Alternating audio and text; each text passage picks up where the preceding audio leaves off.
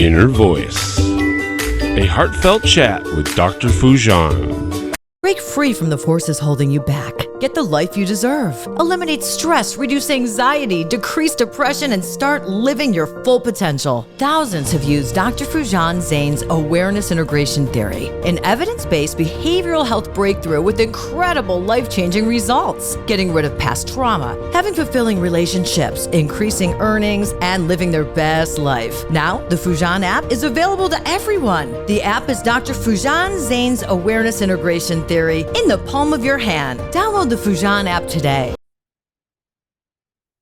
Hello, everyone. Welcome to the Inner Voice Podcast, a heartfelt chat with my guests and you beautiful listeners and viewers. I'm Dr. Foojan Zane. I'm a psychotherapist and author and the originator of the Awareness Integration Theory, and it's so great to be with you. For all of you wonderful psychotherapists, clinicians, and life coaches who are interested in getting certified in the Awareness Integration Theory and interventions, please let us know. We are constantly having workshops that are globally and on Zoom, and we love to be able to give you the tools to be with your clients in any format and in any kind of profession that you are. So go to awarenessintegration.com and get the latest information or contact me, and I'd love to share it with you. And if you want some of the books that are written on Awareness Integration Theory, again, go to awarenessintegration.com, and all three books, Life Reset, Awareness Integration Theory, and Intentional Parenting are there for you. If you'd like to know more about the way that the theory works, you can also go to Foojan app, which allows you with almost 30 different areas of life for you to go through and experience, become aware, and integrate all that is in the past and create an amazing future for yourself.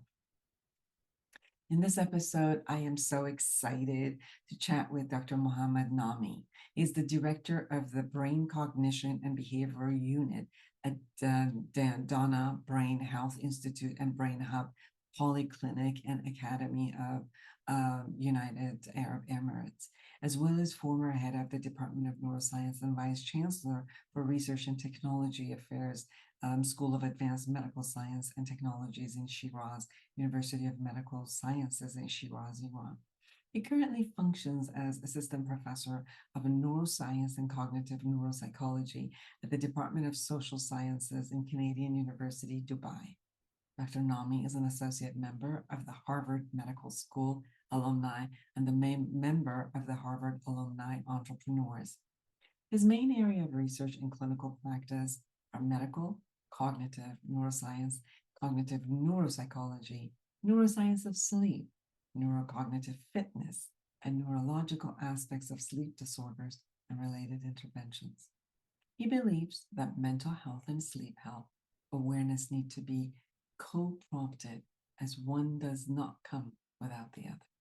As such, his career has been dedicated to helping people awaken to their true nature and infinite brain cognitive and affective potential to maintain better sleep and mental aptitude. This is truly his calling. Today, we're going to talk about his latest book, Dare to Excel: The Neuroleadership Perspective, the neurobehavioral basis of Dale Carnegie's principles.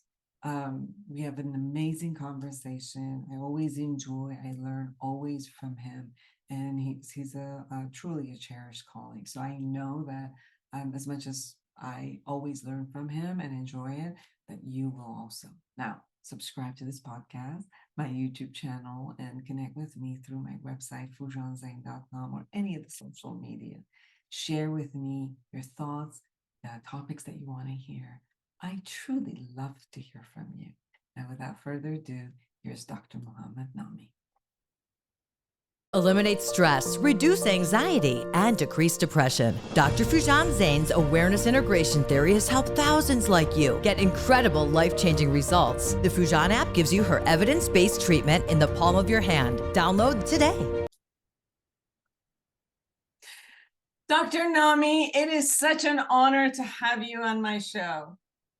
Same here. Thank you very much for having me, Dr. Fujan. Always a great pleasure to be talking to you and just having the opportunity of sharing stuff with those who are watching your fabulous episodes and the activities that you always broadcast. Thank you so much for that. I am so excited about your book, Dale to Excel, the Neuro Leadership Perspective. It's the neurobehavioral basis of Dale Carnegie principles from how to win friends and influence people. That's awesome. Now tell me, what got you interested in Dale Carnegie? Yeah, it's a very, very important step that I could have taken back in 2010 when I came across the idea of knowing Dale Carnegie and started to read the books, not once, but 3 times.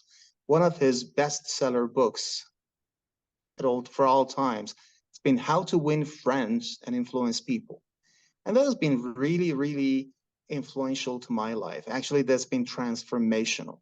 So in some ways, I realized that, wow, let's look at the impact of human communications and effective human relations and how this can foster the impact that people can leave to their surrounding, including other people.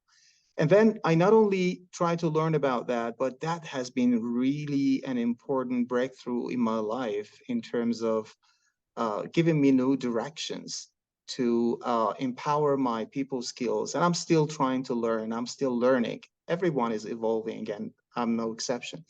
We are no exception. So it started to leave an impact on the way that I was behaving and I was interacting with other people. And then I got into some courses and further learnings, and I acquired more insights regarding the impacts of those principles, because on that simple book, there are 30 principles on effective communication and human relations, and how you can, for example, disagree agreeably, how you can get connected with the people, how you can maintain that connection through empathy, and how this can be a long-term beneficial mutual relationship, which is based on the tenets of respect and kind, loving atmosphere. So this has been the beginning of the journey that I was about to start for the past 13 years. And then I started to go into more depth regarding Dale Carnegie's ontology of the ideas and thoughts. And then I got into the idea of how about becoming a Dale Carnegie trainer. So I started to learn and get into the courses, and I'm already in the final stages of the path of becoming a certified Dale Carnegie trainer. And not only that, then based on my career and the thing that I've devoted my career to, understanding the brain, then I came up with the idea of cross-linking the Dale Carnegie principles to behavior and behavioral neuroscience, and what are the underpinning neurobehavioral mechanisms that kind of describe those time-tested principles. And that's a short story about how I got myself delved into that idea. Well, I'm excited for you to be a trainer. I'll be your first student. So one thing that is amazing about this book, as I saw it, is there's a lot of reconnection of how any of the principles, the 30 principles, are utilized and looked upon from the neuroscience and the brain activity, and you bring them together. And the thought process, the principle, the emotional aspect, which turns into the behavioral and then relational aspects of the whole 30 principle. And as you said, the principles are into well-being. It's the well-being of how to relate on integrity, on your, on love, on caring, on respect, in the relatedness that we create among us as human beings. And it seems like as you go through each of the principles, you also are bringing it from how does that in turn sources the body and the brain, and how it kind of like reflects back. that's how I saw your book, which is very That's very true. specific. That's very true. And although Dale Carnegie back in like 100 years ago was not a neuroscientist or a behavioralist, but actually the very simple yet practical principles and tenets that he brought in his book. He also has another book, which is about stress management and stuff, how to stop worrying and start living. But one of the blockbusters of the principles of Dale Carnegie is embedded in the book, How to Win Friends and Influence People. Although he was not a neuroscientist, he knew that these things work and that they have been time tested. They cannot be, I mean, they never can disappoint, because these are the things which have been proven through time that will leave a positive and constructive impact in terms of our relations. So who on earth would say that smiling, genuine smiling, is not leaving a positive impact, right? Who on earth will come and say, if you are providing someone with a sincere appreciation, if you have this like mentality of providing gratitude to the people that they are serving something good for the good of you, or when you call people by their own names, we know that the people's name is probably the sweetest sound that everyone can hear, regardless of language and geography. So when I say Dr. Foojan, and then I continue with my with the rest of my statement, then I get connected, even more connected with you, because you like to be called by name. But the question was, what would happen in Dr. Foojan's name when I genuinely smile at Dr. Foojan, I call you by name, and I appreciate you sincerely and genuinely regarding the thing that you have kindly shared with me, or the positive gesture that you have showed towards me. So what will happen in your brain? And we know about the mirror neurons, right? So the brain has got this reflective mechanisms. When I smile, you tend to smile. When you are angry about something, when you are unhappy about something, I would feel this, and I would kind of show that, okay, your dog is at a hospital, God forbid, but your dog is at a hospital. How sad, all right? I'm so sorry to hear that. So when I show this means that we are empathetically connected. And our mirror neurons, they have the same level of pain. They have the same level of sorrow and suffering. Or on the other hand, when people are happy, oh, congratulations, you got into that? Brilliant, way to go. So when I show that I understand how exciting this can be, and I show this genuinely, okay, this is like a way that people's brain get connected. And, you know, there is one idea that has been very common in terms of the research which has been into place for those principles when it comes to brain-brain interface, and that's the synchronization. So your brainwave oscillation patterns will become pretty much similar to mine when we are in agreement about something, when we are on the same bandwidth. So this brain-brain interface is something which has been studied in many research ideas and many research projects when they were researchers were tapping into the idea of sympathy and empathy and human relations. And the love and kindness and passion and also integrity in behavior and everything. So I and my colleagues, we did a deep dive into the literature, and we came across a pile of research. And interestingly, those research were kind of backing up the principles.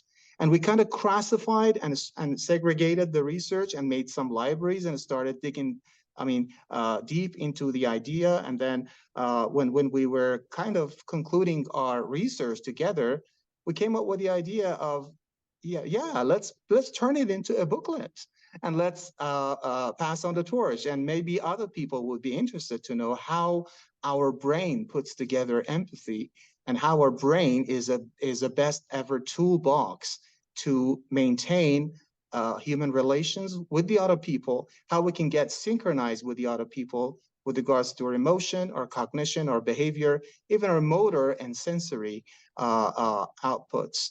And that was the key driver that I and four of my colleagues that the viewers can probably know more about them when they dig into more details about the book. We came together around the table, started to draft the manuscript, and then it got published. And hopefully, it is being an interesting read for those who are into human relations stuff with regards with especially with relation to the human brain and behavioral neuroscience. How about that? I think that it's amazing because there are a lot of principles, as you said, that people experience, and experientially they get it, and we pass it on generation after generation. But I do think that with the rise of the neuroscience, there is an ability for us to also understand what's going on internally and not just experientially passing it on.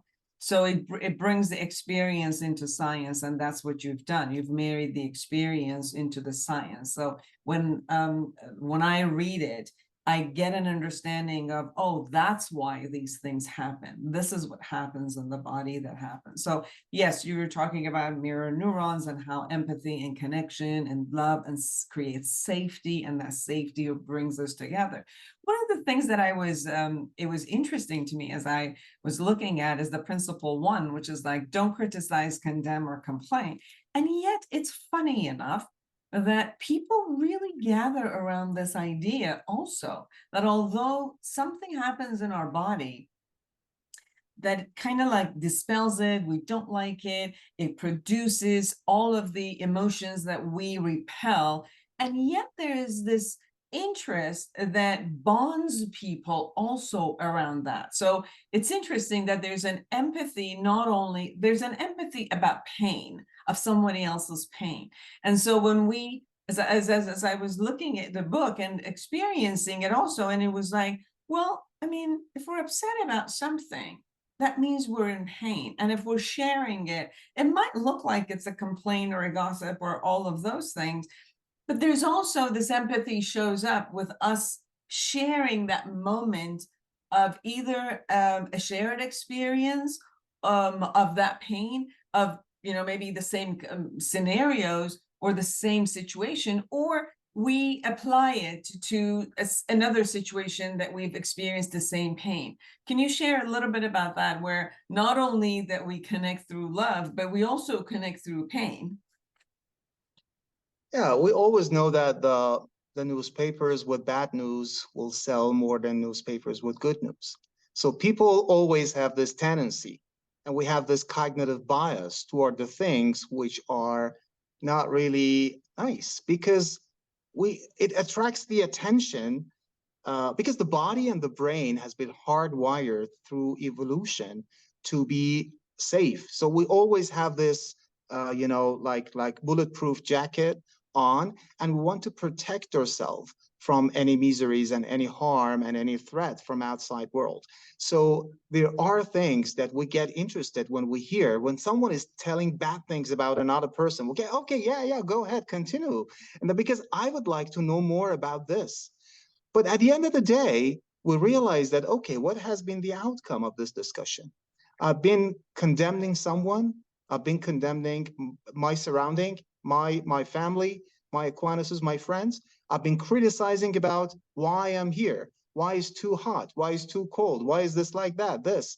And also I'm criticizing the things that I already have. So it takes courage and time and skill set that people start to realize and start to cultivate this kind of culture in their mind, that it's all good. And we already have what we require to be a happy person. Sometimes that's the way it is, and it cannot be otherwise. So if I'm going to make a complaint, about something, if I criticize, if I condemn something to someone, what is going to be the output? Am I just exchanging my mental health with something which is not going to be there, and it will pass? All right, but we need to understand that this always does not mean that we should not share our negative feelings with the people. That's a different story. Sometimes I and Dr. Foojan we'll sit together, and I share, Dr. Fujan, I need to share something. It's bothering me a lot. I don't feel comfortable. And I share my, pains and sufferings and everything with you. And then you hear that and you reflect on it. And then we're going to find a solution together and find out what is the best solution. And yeah, bingo, we're going to go for that solution, and that's going to change the face of the story. That's something else. But nobody would enjoy the company with the one who is always nagging, who is always criticizing, is always condemning, or complaining about the things within him and around him. So it is always referring back to the positive mindset, and that's been studied in positive psychology and positive neuropsychology. But there is a very clear distinction between positive psychology and toxic positivity. So it does not mean that we're just going to turn our face away from the bad things. They're there, so we witness them, we notice them, but we do not overvalue them. And we're finding a solution. We need to cultivate our cognitive bias towards the positive side, the bright side of the things, and then always find a solution how to interact with other people and other things around us to overcome those challenges, right? So this has been also studied. There are some standard controlled experiment environments in the neuroscience laboratories. People are given some dilemmas, and they need to push the button the moment that they come across this. And they have some sensors attached to their body. So this means that when they are complaining and they are criticizing or condemning, for example, there are some areas in the brain cortically. Cortex is a surface of the brain, and subcortically, some deep-seated structures within the brain. So in the white matter. So those areas are found to have hyperexcitability when we are criticizing and when we are complaining about something. And it turns out that not only our brain, but also our autonomic nervous system and our body will respond to that. So our muscles become tense, our hearts start to, our hearts start to be like a racing heart, and our palms start to sweat. We have changes in the temperature of the body, and we have this fluctuations in the blood pressure, our heart rate variability is decreased, and skin conductance is increased. So these are the things showing that I have dysregulation in my autonomic nervous system, and that will decrease my life expectancy. By time, those who are stressed out, those who are engulfed with the automatic negative thoughts and negative attitude and negative cognitive bias, they will probably die earlier, Yes. right? Yes. One of the things that I was reading and going through the principles, the 30 principles, it really brought for me how much of this does create safety. And based on what you were talking about, the nervous autonomic system, when we feel safe, then we could flourish. Then we could actually create not only the relationships, we could flourish in our life. And every single one of these principles promotes the element of us being safe with each other in our environment and in our relationship. And one of the most amazing one is be interested, genuinely be interested in other human beings. I know that our world has gotten much more tuned in, that we become interested because of something. We're interested because we could be collaborating with each other, doing some tasks. We're interested because we can be useful in each other's world. We have a purpose in that interest. So when it says genuinely be interested in people, it's an amazing phenomena, which is which also tells me the concept that we see the world as safe, so that I can be interested in it and really go forward with it. I've watched people, Dr. Nami, where there's the relationships are transactional, that they will be interested in you because they want to sell something to you, because whether it's an idea or a product or whatever it is, or they're there because they want to network with you because you are a person who, it's a good ladder and, stepping stone. And I've also watched people in places where there is no other agenda except being interested in you. And it's like, oh my God, like you're important. You're important without me having to use you for anything. And you are Very important, true. so I can just be with Very you true. in a human to human contact. Share a little bit about that principle. Yeah, thank you so much for bringing that up. And you know, to take that very straight, this and many other of those principles hold really uh, related and relevant with regards to the leadership skills, because the elements of success that each person should acquire throughout the life, one of them is leadership skills. The other is, for example, stress management. The third one is like interpersonal or communication skills, or there are 5, 6 of them. But this one is one of the key pillars: to be interested in others. It's about them. And in order to be interesting, Dale Carnegie says, to be interesting, be interested. So if I want to be a liked person, I should first like you. So if I like you genuinely, and if I admire what you've accomplished, not only because I would like to get some benefits and I'm looking for some tickets, no, I am doing this because I find this valuable and it resonates with me. So I'm doing this from here and from here, right? From my CNS, central nervous system, my autonomic nervous system. And this brain-body interface, myself, puts together this true feeling that I like what you're doing. And I applaud you for that. And leaders always do that. So leaders, when they are at the dinner table, they eat the last, right? So they enjoy other people having joy. So they like and they adore the idea of looking at the people as they thrive, as they grow. So always they pass on a torch. Always they help the people find the right path, right way, help them succeed. And leaders are this perhaps one of the key characteristics of the true leader. They help other people's grow, and they help other people to find out about the greatness within themselves, right? So this is what we refer to as neural leadership. So what happens in the brain and mind of a true leader, in the body of a true leader, when he or she is genuinely interested in the other people, when he is giving sincere appreciation, when he smiles, when he doesn't criticize, condemn, or complain, when he has this, that. So these are the things that puts the brain and body of the true leader in a position to get evolved into a shape of leader character. So the leader character has got some ABCs. One of those characteristics are here, and that's getting like hardwired by time, and it is that just like a new connections, the novel pathways. I did not have this pathway, a neural pathway in my brain 10 years back, but after getting into this game, I started to learn more and more, and I'm still learning. I'm a restless learner, so every day I'm learning something new. And my brain is dramatically different to my brain 10 years back. It's been evolving, and it's considerably evolved till today. So my brain is type of a brain which is eager and seeker and learner with regards to acquiring more leadership skills. What does a leader require? Memory, fair and fine. Attention, focus, follow-up, beautiful.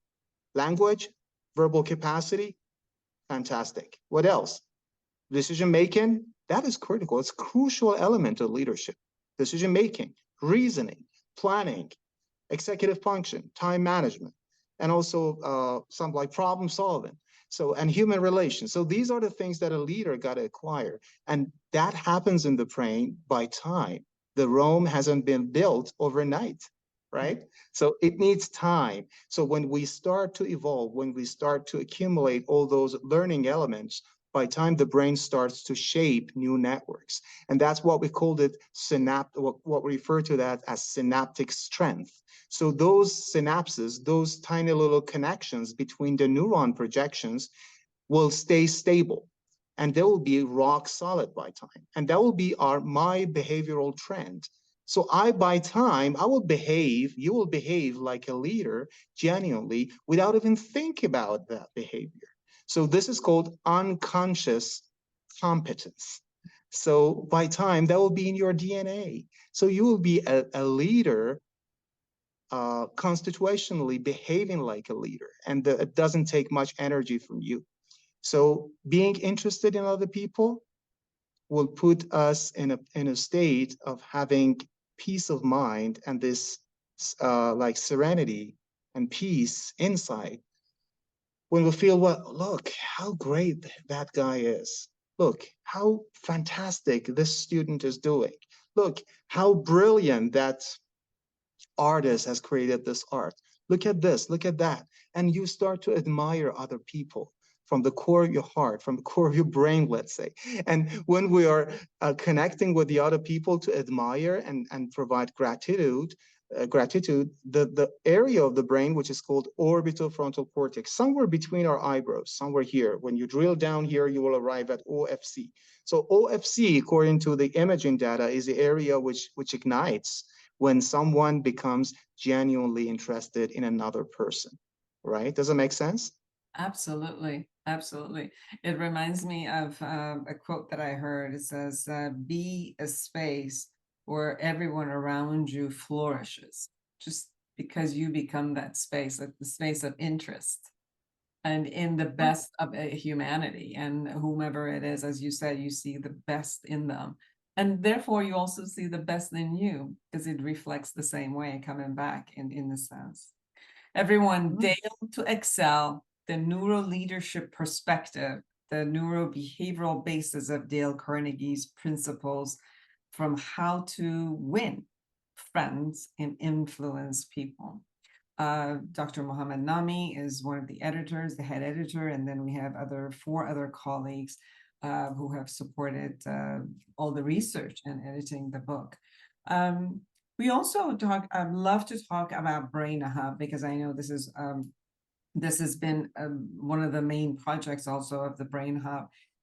Can you share a little bit? I know that as I see on the social media, there's so much you do there. It's like, I'm getting on the plane, I'm going over there. This is so exciting. I'm glad that you're a part of that. I mean, really appreciate your goodwill and your contribution to the value that we're supposed to and we're trying to provide together. It's all about togetherness, and when we do things together, it's going to be there, and that's going to stay there and just sustain some values for a long run. And yeah, Brain Hub actually has been the idea which has turned into practice now in the UAE, in Dubai. I'm in Dubai and I'm working with Canadian University, Dubai, also as a faculty member.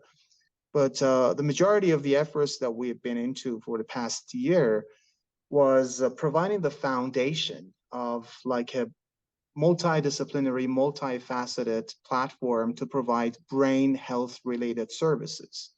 And it has 2 different dimensions, both for those people who have issues with their mental health, their neurodisability, trauma to the brain, let's say traumatic brain injury, Parkinson's, Alzheimer's, multiple sclerosis, name it. And also for the neurobehavioral and psychiatric issues, including anxiety, depression, post-traumatic stress disorder, and phobias, obsessive compulsive disorder, so on and so forth. And also for neurodevelopmental issues, including ADHD or autism spectrum disorder and aging and many things. So that targets, I mean, the multidisciplinary approach to brain health with regards to brain-related disorders addresses the disabilities of the brain and mental performance throughout a lifespan. But that is not the entire extent of the work that we're tapping into.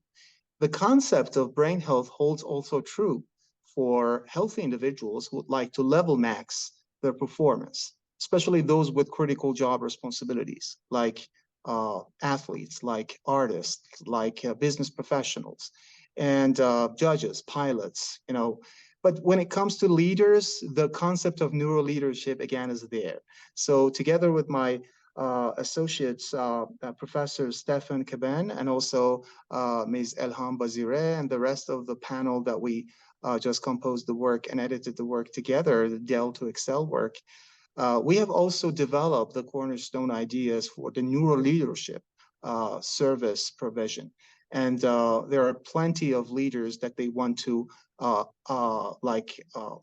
improve and empower, let's say, empower their leadership related skill sets when it comes to brain-based capacities.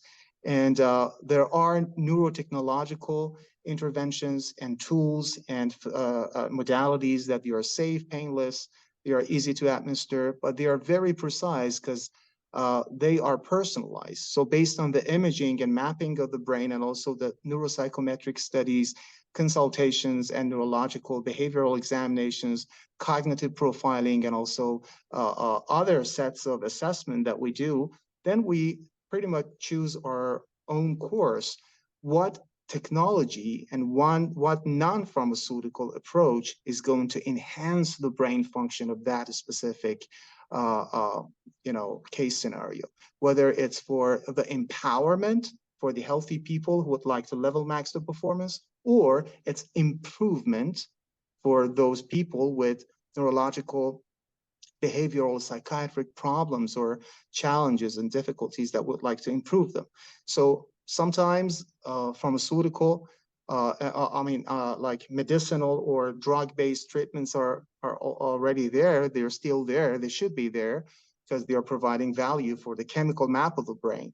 But we focus on the functional map of the brain. We focus on the electrical map of the brain, and we're using neurotechnology to fine-tune and to enhance how the brain neural dynamics puts together the capacity and the maximal performance. So that has been partly for the clinical service provision. And also we have the Brain Hub Academy for the workshops, for the trainings, for the courses, and most importantly, for the research initiatives. And that ties with the Canadian University Dubai Department of Social Science, where we have students of psychology, undergrad, and also hopefully postgrad students will be on board soon. And we have two laboratories, one laboratory for neuroscience and cognitive neuropsychology with all the machines and infrastructure for brain mapping and evaluation of the cognitive performance and other measures. And we have the psychometric and observation laboratory also for the students and scholars. So it's a company and it's a consortium of thoughts and also the technology together. And I cherish this opportunity, and I really, really value your inclusion. You have also been part of the board. You have also been part of the initiative that we have taken. Really appreciate what you have done. Also with the advent of the awareness integration theory and the work that we have done with the AIT Institute through the courses and trainings, and also recently with the app that people around the world can get access to that. So definitely we got to give it a shot with regards to performing some, although that's a proof of concept because it's been already there and it's been proven through the psychological research already. There are plenty of resources and research on that. But from the neuroscience or from the neurodynamic point of view, that would be almost interesting to run a research somewhere in the near future to tap into the brain of those people who are using the app and they are receiving the impact. So what will happen after 3 months of becoming friends with those apps? What will happen to their brain? And from the psychobehavioral point of view and from the neurological and cognitive neuroscience point of view, what metrics or measures or dynamics have been changing for better? So let's prove the improvement as we move down the road as a proof of concept research. And I know that there are hundreds or thousands or even more people around the world that they are already into the AIT concept. And I hope that the AIT and Brain Hub will team up even more for values that we can bring together for the people who would cherish that. I'm very excited. You are one of the most hardworking and people of integrity that I've met. I'm so glad that I've met you and, have the opportunity to work and collaborate with you.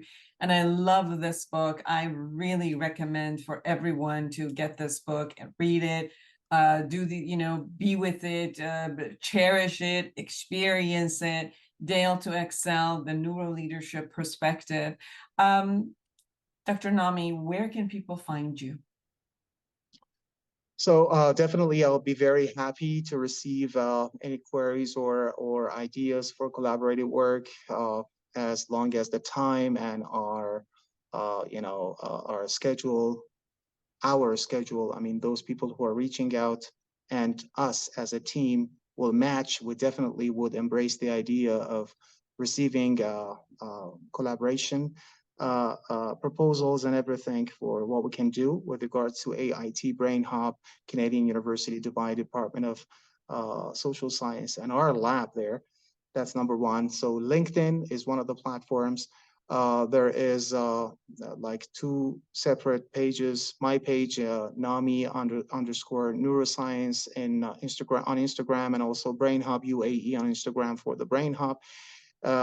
We can receive your messages also there. And if you go to Canadian University Dubai website, it's cud.ac.ae. So they just need to type Mohammed.Nami@cud.ac.ae.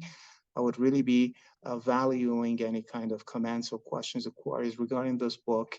And we can do a lot together. So this is always about thinking together, writing together, sharing ideas, and doing stuff together. So think, write, share, and do. It's a pleasure to have you on the show and see you much. see you grow. It's an amazing, amazing journey that it's exciting to see how you grow and where all the different areas that you go. You're inspiration. So it's thank you so much. I'm so fascinated to get this from a person like yourself, but really, truly speaking, it's always about the people, not about the person. So when we are embracing the idea to be in a company, to be surrounded by great people, that is the best driver for success. And likewise, I feel the same way. I always value, and I'm so blessed for the opportunity of getting to know such a person like you and AIT and other fantastic people that we work together. And thank you again for granting me this opportunity. I have been deeply moved by the discussion and the opportunity that you have accorded to me. Appreciate that. Thank you so much.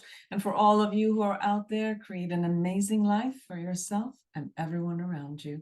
And until next week, bye-bye. Eliminate stress, reduce anxiety, and decrease depression. Dr. Foojan Zain's awareness integration theory has helped thousands like you get incredible life-changing results. The Foojan app gives you her evidence-based treatment in the palm of your hand. Download today.